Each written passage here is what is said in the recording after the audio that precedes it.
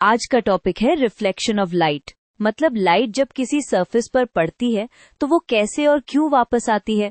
चलो इसको simple note की तरह पॉइंट बाय पॉइंट समझते हैं। Let's use a simple diagram to make the relationship easier to see. सबसे पहले डेफिनेशन क्लियर करते हैं। रिफ्लेक्शन का आइडिया बस इतना है कि लाइट सरफेस से टकरा के वापस मुड़ जाती है। ये बाउंस बैक वाली फीलिंग आप मिरर पर इजीली नोटिस करते हो। अब डायग्राम को रीड करने के लिए कुछ बेसिक टर्म जरूरी होते हैं। सोचो, लाइट आती है, एक पॉइंट पर सरफेस को हिट करती है और फिर वापस जाती है। बीच में जो परपेंडिकुलर रेफरेंस लाइन होती है वो एंगल्स मेजर करना इजी बना देती है। यहाँ एक कॉमन कंफ्यूजन होता है, एंगल सरफेस से नहीं नॉर्मल से मेजर होते हैं।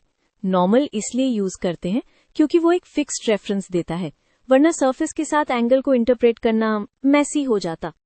अब रिफ्लेक्शन के दो लॉज। ये लॉज बेसिकली रिफ्लेक्शन को प्रिडिक्टेबल बनाते हैं, जैसे मिरर में इमेज का लोकेशन और डायरेक्शन।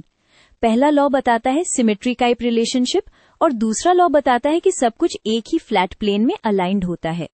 अब सरफेस की नेचर से रिफ्लेक्शन का टाइप चेंज होता है। स्मूथ सरफेस पर रेज ऑर्डरली रिफ्लेक्ट होती हैं, इसलिए क्लियर इमेज बन जाती है। रफ सरफेस पर रेज डिफरेंट डायरेक्शंस में स्कैटर होती हैं, इसलिए इमेज क्लियर नहीं बनती बट सरफेस विजिबल हो जाता है। एक और यूजफुल पॉइंट, रिफ्लेक्शन कितनी स्ट्रांग होगी ये सरफेस के मटेरियल और स्मूथनेस पर डिपेंड करता है। इसलिए पॉलिश्ड मेटल और मिरर ज्यादा रिफ्लेक्ट करते हैं और मैट वॉल्स ज्यादा डिफ्यूज करती हैं। रिफ्लेक्शन की एप्लीकेशंस रियल लाइफ में बहुत कॉमन है।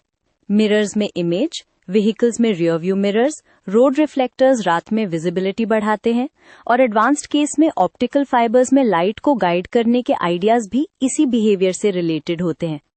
चलो एक क्विक मिनी एक्टिविटी से कंक्लूड करते हैं।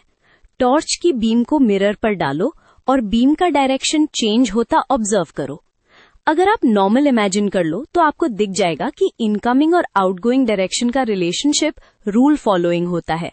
बस यही रिफ्लेक्शन ऑफ लाइट का कोर आइडिया है।